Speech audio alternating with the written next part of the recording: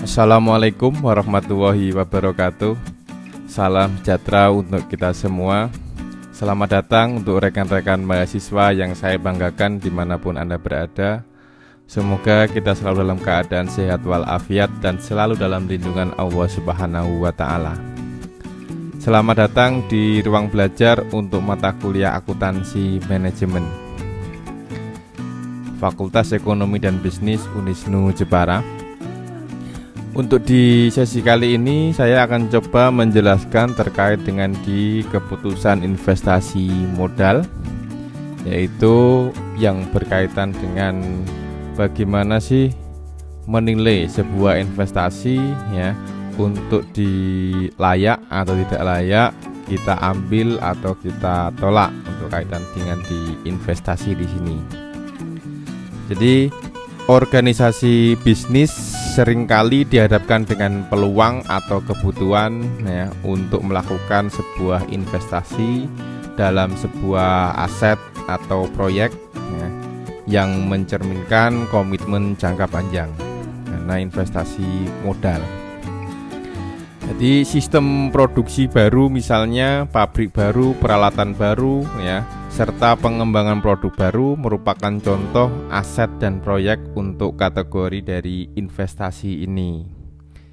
Jadi sebagai contoh, sebuah organisasi mungkin dihadapkan dengan keputusan apakah akan melakukan investasi atau tidak dalam sebuah pabrik baru ya. Keputusan untuk memiliki komitmen jangka panjang ya, tersebut merupakan contoh keputusan investasi modal atau capital investment decision. Jadi perolehan aset jangka panjang biasanya melibatkan pengeluaran dana dalam jumlah yang cukup besar, yang sering kali disebut dengan pengeluaran modal atau capital outlay ya. Estimasi arus kas proyeknya atau investasi tersebut ya, dan penggunaan arus kas untuk menilai kelayakan suatu proyek itu merupakan langkah penting ya, dalam pembuatan keputusan investasi modal. Jadi penggunaan arus kas untuk mengevaluasi peluang proyek ya, yang diusulkan jadi pada topik kali ini. Jadi bagaimana ya, arus kas di situ dapat digunakan untuk mengevaluasi sebuah proyek. Jadi untuk memudahkan ya, dalam pembuatan keputusan investasi modal ya, maka dalam topik ini yaitu saya akan sedikit menjelaskan terkait dengan di model atau metode penilaian investasi yang berguna untuk menganalisis investasi modal. Jadi seperti hanya metode yang nanti kita bahas ya, yang saya coba jelaskan itu diantaranya itu ada accounting rate of return ya, atau ARR, kemudian ada payback period ya, atau PP, kemudian ada net present value ya, atau NPV, kemudian ada PI atau profitability index, dan IRR atau internal rate of return. Untuk yang pertama ya, yaitu di metode accounting rate of return. Jadi accounting rate of return itu di sini atau ARR, yang juga dikenal dengan sebutan average rate of return atau ARR, adalah sebuah metode ya, analisis yang digunakan mengukur besarnya tingkat keuntungan dari suatu investasi. Jadi dalam accounting rate of return ya, atau ARR dalam bahasa Indonesia disebut dengan tingkat pengembalian akuntansi. Ini adalah mengukur pendapatan atau laba tahunan yang diharapkan dari hasil suatu investasi. Dengan kata lain, ARR di sini itu menghitung berapa banyak uang yang akan dikembalikan ke investor dari suatu investasi. Dengan menghitung ya, dengan perhitungan accounting rate of return atau ARR di sini, itu investor dapat menganalisis risiko yang terlibat ya, dalam pembuatan keputusan investasi. dan memutuskan apakah penghasilannya cukup tinggi untuk menerima risiko yang akan terjadi. Jadi dengan perhitungan accounting rate of return ya, itu investor dapat menganalisis ya risiko di sini. Jadi kaitannya dengan di risiko yang akan terjadi, karena semua investasi itu ya pada dasarnya ya akan mengandung sebuah risiko ya. Metode average rate of return atau ARR itu merupakan metode yang digunakan untuk mengukur keuntungan yang diperoleh dari suatu investasi ya. Tingkat keuntungan di sini yaitu yang digunakan dalam metode ini itu adalah laba setelah pajak dibandingkan dengan total atau rata-rata investasi. Jadi metode ini tidak mendasarkan pada profitnya atau cash flow ya, melainkan pada keuntungan yang dilaporkan dalam buku atau report accounting income ya, sehingga metode ini sering disebut dengan accounting of return. Kelebihan dan kekurangan terkait dengan di average rate of return di sini atau ARR. Jadi untuk yang pertama kelebihannya yaitu kesederhanaannya dan mudah dimengerti ya, berarti akan mudah diimplementasikan. Yang kedua, metode ini dalam perhitungannya menggunakan data accounting yang sudah tersedia sehingga tidak memerlukan perhitungan tambahan ya. Tetapi ada kekurangannya. Jadi kekurangan di dalam metode ini yang pertama tidak memperhatikan time value of money ya, atau nilai dari waktu uang ya. Kemudian yang kedua menitik beratkan pada masalah accounting dan kurang memperhatikan data cash flow dari investasi yang bersangkutan. Yang ketiga kurang memperhatikan panjangnya jangka waktu investasi ya. Itu adalah di kekurangannya. Jadi ada 3 kekurangannya. Jadi 2 kelebihan dari ARR ya. Kemudian ada 3 ya kekurangan dari ARR. Lalu bagaimana untuk menghitung? Jadi rumus yang digunakan untuk menghitung average return ya, average rate of return ya, itu dapat menggunakan, jadi jika ya average of return-nya atas dasar initial investment, jadi ARR dihitung dari ya laba bersih ya dibagi dengan investasi dikalikan dengan 100%, atau EAT ya, earning after tax dibagi dengan investasi dikalikan 100%. Jadi jika average rate of return ARR atas dasar average investment, berarti dihitung dari rata-rata untuk EAT ya, earning after tax ya, dibagi dengan rata-rata investasi ya, dikalikan 100% ya. Atau rumus yang lain diimplementasikan ya, atau rumus average rate of return atau ARR itu sama dengan pendapatan bersih investasi dibagi dengan biaya investasi ya, atau rata-rata pendapatan bersih dari investasi dibagi dengan rata-rata biaya investasi dikalikan dengan 100% ya. Jadi untuk rumus average rate of return di sini ARR, jadi apabila laba setelah pajak suatu investasi tidak sama besarnya dari tahun ke tahun, maka rata-rata laba setelah pajak setiap tahunnya harus dihitung terlebih dahulu untuk dapat menghitung dengan metode average of return ya. Contoh, jadi perusahaan Faza Mulya Company jadi mendapatkan sebuah proyek yang memerlukan initial investment atau biaya investasi sebesar 500 juta. Proyek ini dapat menghasilkan cash flow atau arus kas masuk sebesar 100 juta per tahun dengan usia ekonomis 10 tahun tanpa nilai residu. Jadi berapakah accounting rate of return dari proyek tersebut? Ya. Jadi untuk penyelesaiannya Jadi diketahui biaya investasi sebesar 500 juta. Usia ekonomis atau umur ekonomis yaitu 10 tahun. Cash inflow per tahunnya yaitu 100 juta. Jadi bisa kita hitung depresiasi per tahunnya yaitu 500 juta dibagi dengan 10 tahun karena tidak ada nilai residunya. Berarti depresiasi per tahun atau biaya per tahunnya adalah 50 juta. Jadi untuk penyelesaian menggunakan atau penerapan dari rumus tersebut, jadi ARR sama dengan pendapatan bersih investasi dibagi dengan biaya investasi. Jadi karena initial investment jadi 100 juta dikurangi dengan 50 juta dibagi dengan 500 juta dikalikan 100%. Atau hasilnya adalah 50 juta dibagi dengan 500 juta dikalikan 100%. ARR-nya 0,1 atau 10%. Jadi tingkat pengembalian akuntansi atau accounting rate of return pada proyek tersebut adalah 10%.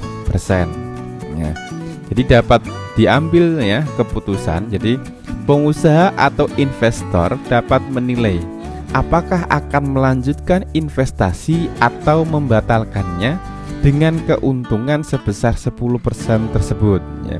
Pada umumnya, pengusaha atau investor dapat membandingkan faktor bunga yang berlaku untuk mengambil keputusan.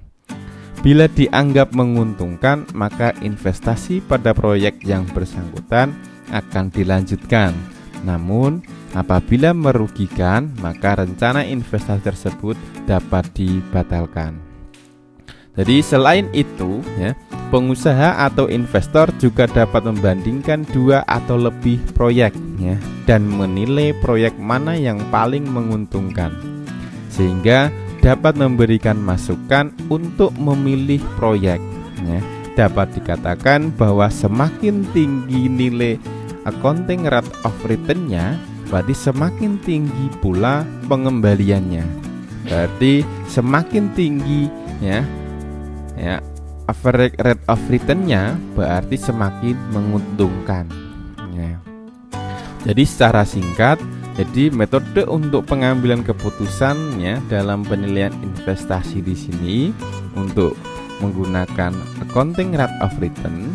Jadi apabila accounting rate of return lebih besar dari biaya modal, maka investasi tersebut layak atau bisa diterima.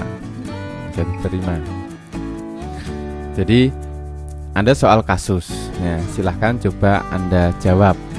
Jawab singkat saja, kira-kira berapa ARR-nya. Jadi proyek A membutuhkan dana 280 juta. Umur ekonomisnya 3 tahun dengan nilai sisa atau nilai residunya 40 juta. Earning after tax selama 3 tahun berturut-turut untuk tahun pertama sebesar 40 juta, tahun kedua sebesar 50 juta, tahun ketiga sebesar 30 juta. Jadi kira-kira berapa sih ARR-nya? Silakan jawab dapat menggunakan kolom komen pada video ini. Yang kedua yaitu di metode payback period. Jadi payback period itu merupakan suatu periode yang diperlukan untuk menutup kembali pengeluaran suatu investasi dengan menggunakan aliran kas. Menggunakan aliran kas masuk neto atau proceed yang diperoleh itu untuk di metode payback period. Jadi payback period itu merupakan metode yang digunakan untuk menghitung lama periode yang diperlukan untuk mengembalikan uang yang telah diinvestasikan dari aliran kas masuk atau proceed proceed tahunan yang dihasilkan oleh proyek investasi tersebut. Lalu apa kelebihan dan kekurangannya di metode payback period di sini? Jadi untuk kelebihannya di metode payback period itu mudah dihitung, tidak memerlukan data yang banyak. Yang kedua, berdasarkan pada cash basis, bukan accrual basis. Yang ketiga, cukup akurat untuk mengukur nilai investasi yang dibandingkan untuk beberapa kasus dan bagi pembuat keputusan. Yang selanjutnya itu dapat digunakan untuk melihat hasil-hasil yang dapat diperbandingkan dan mengabaikan alternatif investasi yang buruk atau tidak menguntungkan. Yang selanjutnya yaitu menekankan pada alternatif investasi yang memiliki periode pengembalian lebih cepat. Itu di kelebihannya. Ada 5 kelebihan untuk metode payback period. Lalu apa kekurangannya? Jadi ada 4. Jadi kekurangannya yang pertama, tidak mampu memberikan informasi tentang tingkat profitabilitas investasi. Yang kedua, tidak memperhitungkan nilai waktu uang. Dan yang ketiga, sulit membuat kesimpulan jika terdapat 2 peluang investasi atau lebih yang memiliki umur ekonomis yang tidak sama. Dan yang keempat, tidak memperhitungkan pengembalian investasi setelah melewati waktu payback period. Jadi metode payback period di sini terkait dengan di metode payback period itu cocok digunakan jika dalam kondisi yang pertama, kecepatan informasi atau investasi, nilai pengembalian investasi sangat penting. Yang kedua, ketepatan perhitungan tidak begitu penting. Dan yang ketiga, risiko di masa yang akan datang diperkirakan cukup tinggi. Jadi apabila proceed setiap tahunnya jumlahnya sama, maka payback period dari suatu investasi dapat dihitung dengan cara membagi jumlah investasi atau outlays dengan proceed tahunan. Jadi secara umum untuk rumus menghitung payback period itu dapat menggunakan yang pertama, investasi kas bersih dibagi dengan aliran kas masuk bersih tahunan. Atau payback period itu bisa dihitung dari capital outlays dibagi dengan proceed dikalikan dengan 1 tahun. Jadi untuk memutuskan dari perhitungan atau metode investasi ini apakah sebuah proyek itu layak diterima atau tidak. Jadi kriteria kelayakan penerimaan investasi menggunakan metode payback period itu adalah suatu investasi yang diusulkan dinyatakan layak jika payback periodnya lebih pendek dibandingkan dengan periode payback maksimum. Jadi misalnya jadi kalau periode investasinya itu lamanya 10 tahun, tapi dengan payback periodnya itu hanya 2 tahun atau 5 tahun itu sudah kembali untuk penerimaan investasinya. Jadi dan sebaliknya, jadi jika payback period suatu investasi lebih panjang daripada periode payback period maksimum, maka investasi tersebut dinyatakan tidak layak. Jadi apabila terdapat beberapa investasi beberapa alternatif investasi, maka untuk menentukan alternatif terbaik dilakukan pemilihan investasi yang mempunyai payback period paling pendek. Contoh jadi payback period dengan proceed setiap tahunnya sama. Misalnya proyek B membutuhkan investasi sebesar 120 juta. Aliran kas masuk atau proceed laba neto ditambah dengan dikurangi dengan depresiasi diperkirakan 40 juta per tahun selama 6 tahun.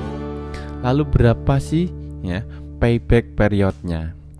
Maka bisa dihitung payback period sama dengan capital outlays dibagi dengan proceed dikalikan dengan 1 tahun. Maka payback period itu sama dengan 120 juta dibagi dengan 40 juta dikalikan dengan 1 tahun. Hasilnya untuk payback period yaitu 3 tahun. Ya.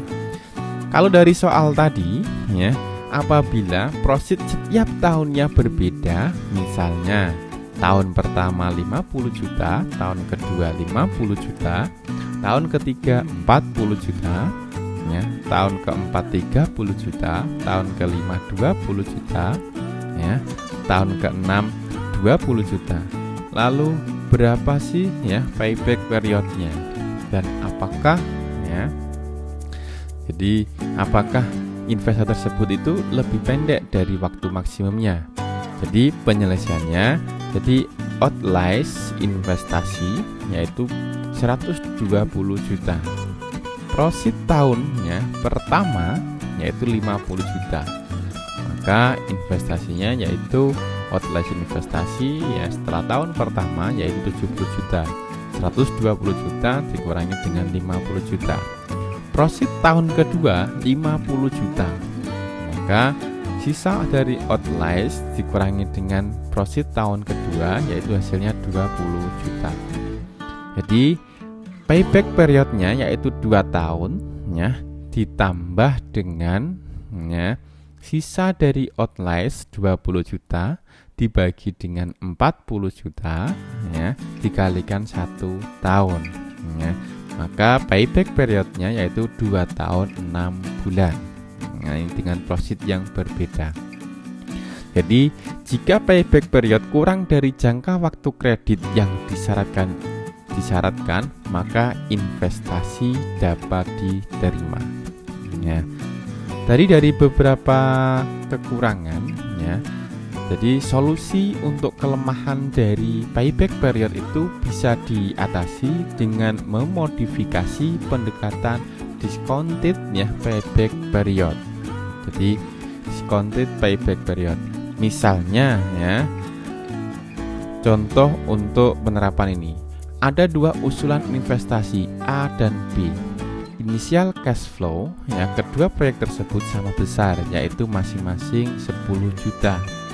Usia ekonomis ya untuk proyek A selama 5 tahun dan proyek B hanya 2 tahun. Keuntungan yang disyaratkan ya kedua proyek tersebut adalah 16%. Ya. Maka kita bisa hitung ya untuk aliran kas ya, cash outlay-nya proyek A sama-sama 10 juta, proyek B 10 juta. Aliran kas masuk ya untuk tahun pertama proyek A 5 juta, proyek B 6 juta.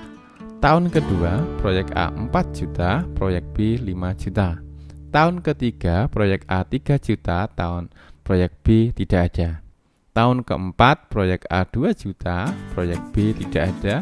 Dan tahun kelima proyek A 1 juta dan proyek B tidak ada.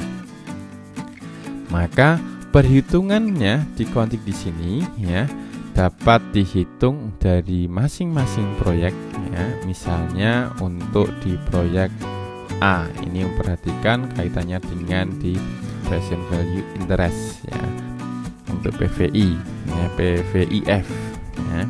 Jadi tahun pertama jadi untuk aliran kas ya 10 ya 10 juta di PVIF-nya 16% yaitu dimulai dari 1 juta DJIF-nya ya yaitu 10 juta kumulatif DJIF ya yaitu 10 juta.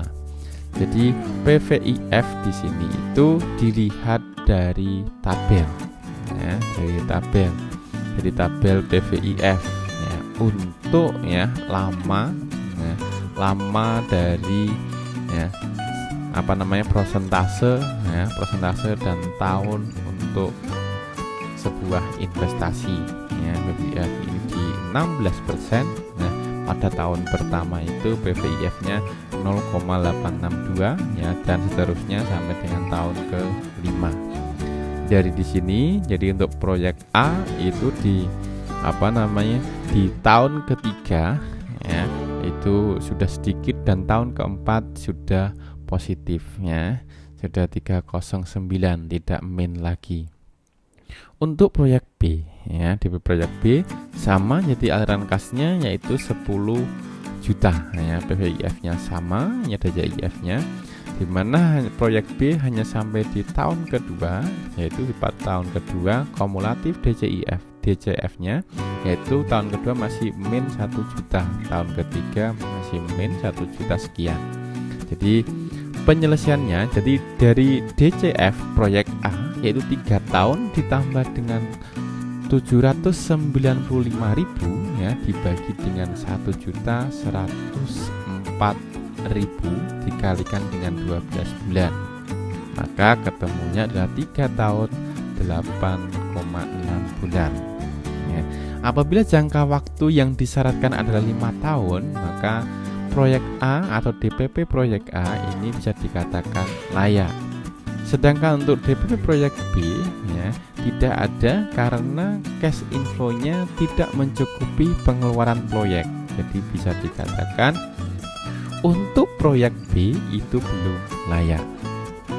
Untuk metode penilaian investasi yang ketiga yaitu metode Net Present Value atau NPV, ya.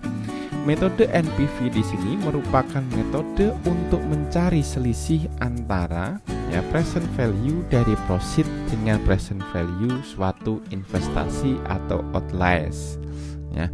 Jadi net present value atau NPV ini adalah metode net present value, merupakan metode yang dilakukan dengan cara membandingkan nilai sekarang dari aliran kas masuk bersih atau proceed dengan nilai sekarang dari biaya pengeluaran suatu investasi atau outlays, ya.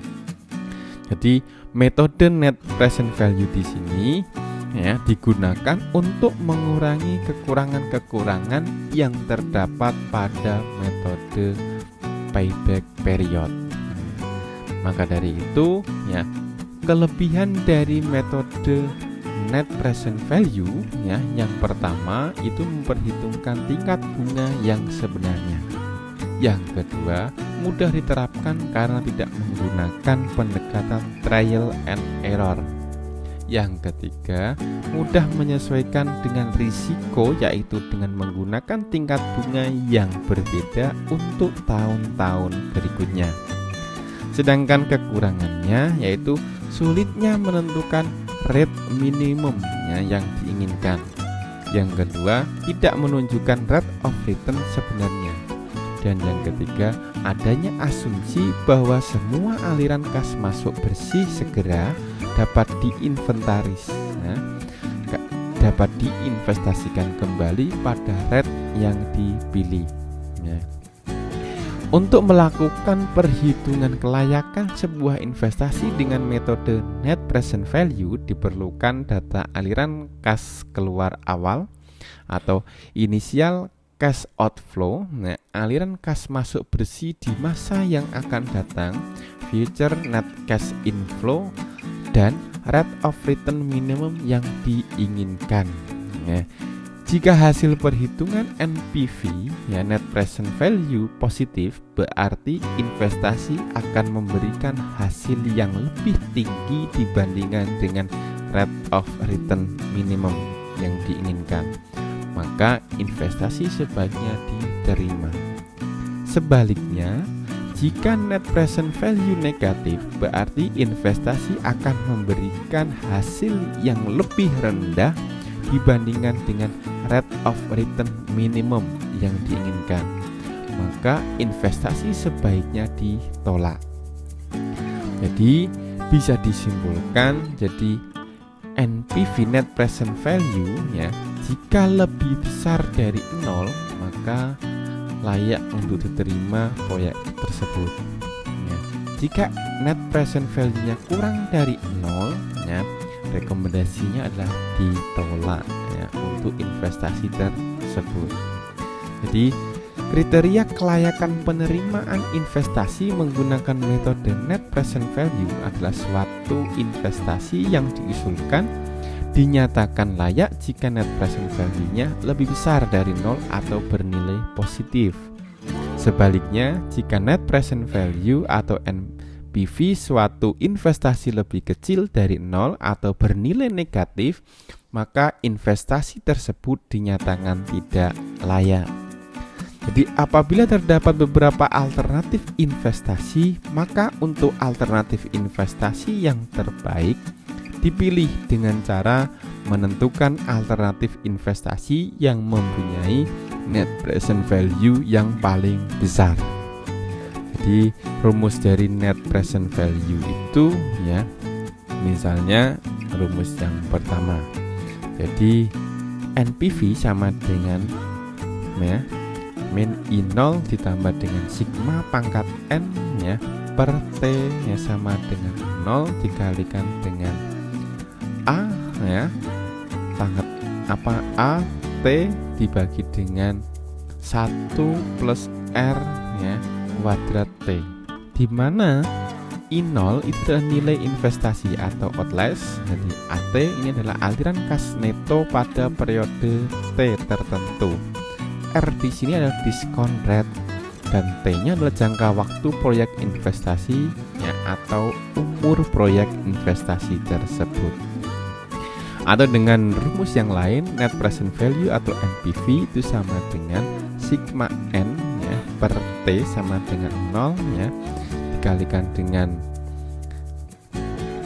AT ya, dibagi dengan 1 plus K kuadrat T, di mana K ini diskon rate yang digunakan, AT adalah cash flow pada periode tertentu, dan N-nya adalah periode terakhir di mana cash flow-nya diharapkan. Contoh, proyek B membutuhkan investasi sebesar 120 juta. Profit diperkirakan yaitu 40 juta per tahun selama 6 tahun. Bila diketahui diskon rate-nya 10%, berapa sih NPV-nya? Jadi bisa dihitung penyelesaian NPV untuk rumus yang pertama, min 120 juta ditambah dengan 40 juta ya, per dibagi dengan 1 plus 0,10 pangkat 1 ya, ditambah dengan 40 ya, dan seterusnya sampai dengan 40 juta dibagi dengan 1 plus 0,10 pangkat 6. Nah, jadi hasilnya dapat dihitung yaitu NPV yaitu min 120 juta ditambah dengan 40 juta ya, 40 juta dikalikan dengan nilai ya, PVIF ya, PVIF. Jadi ada di 10% ya, pada 6 tahun. Jadi NPV-nya sama dengan min 120 juta ditambah dengan 174.212.000 yaitu sama dengan 54 juta yaitu 212.000. Jadi ini menggunakan tabel PVIA ya, jadi menggunakan tabel yang kaitan dengan di bunga yaitu present value untuk annuity tabel. Jadi annuity tabel, jadi karena tadi adalah untuk proyek yang memiliki umur ekonomis 6 tahun ya, 6 tahun ya, dengan bunganya tadi adalah di 10%. Nah, 10% 6 tahun di 10% ya, 6 tahun di 10% berarti ketemunya 4,4859. Itu untuk present value annuity-nya dari tabel ya, dari tabel. Jadi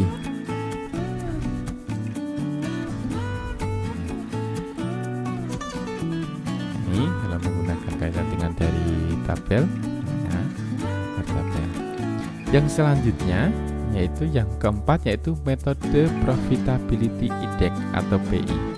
Jadi apabila suatu proyek investasi diterima dengan menggunakan metode NPV, maka akan diterima pula dengan metode ya, profitability index ya. Jadi karena metode profitability index ini sering disebut dengan desirability ya, index atau DI, jadi merupakan metode menghitung perbandingan antara nilai sekarang penerimaan kas bersih di masa yang akan datang atau profit dengan nilai sekarang investasi atau outlays. Jadi kelebihan dari metode ini yaitu memperhitungkan tingkat bunga yang sebenarnya. Yang kedua, mudah diterapkan karena tidak menggunakan pendekatan trial and error.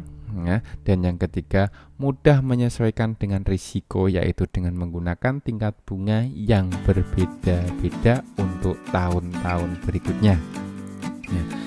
Kekurangannya yaitu sulit menentukan rate minimum yang diinginkan. Ya. Yang kedua, tidak menunjukkan rate of return yang sebenarnya. Yang ketiga, adanya asumsi bahwa semua aliran kas masuk bersih segera dapat diinvestasikan kembali pada rate yang dipilih. Di mana untuk rumusnya yaitu PI, yaitu Profitability Index, dapat menggunakan PI sama dengan proceed dibagi dengan outliers, atau PI itu sama dengan total present value dari proceed dibagi dengan investasi, atau PI itu sama dengan total PV of proceed dibagi dengan initial outliers. Jadi dengan pengambilan keputusan PI jika lebih dari 1 ini investasi tersebut layak untuk diterima. Jika kurang dari 1 ditolak. Jadi misalnya, untuk proceed tiap tahun yang sebenarnya sama, yang besarnya sama, yaitu 40 juta selama 6 tahun, diskon rate-nya adalah 10 tahun, berapa sih PI-nya? Yaitu 40 juta dikalikan dengan 4 tadi dari tabel yaitu PVIA yaitu 43553 sama dengan 174.212.000. Untuk PI-nya berarti 174.212.000 dibagi dengan outliers-nya yaitu atau investasinya 120 juta. Hasilnya adalah 1,45, yang artinya lebih dari 1. Berarti rekomendasi untuk proyek tersebut diterima. Untuk proceed yang tiap tahunnya besarnya tidak sama, misalnya selama 6 tahun dengan diskon rate 10%, maka PI-nya dilihat dari tabel NPV yang dihitung di waktu di NPV itu menggunakan tabel. Jadi maka PI-nya adalah 160.980 dibagi dengan 120 juta yaitu 1,34, artinya lebih dari 1. Berarti investasi tersebut dapat diterima. Jadi apabila proceed suatu investasi tidak sama besarnya dari tahun ke tahun, maka seperti halnya dalam NPV.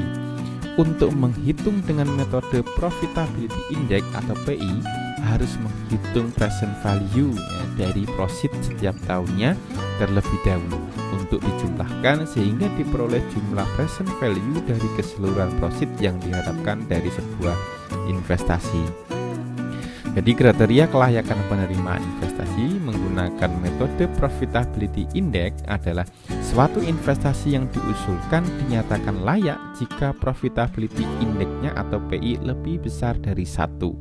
Dan sebaliknya, jika Profitability Index suatu investasi lebih kecil dari 1, maka investasi tersebut dinyatakan tidak layak.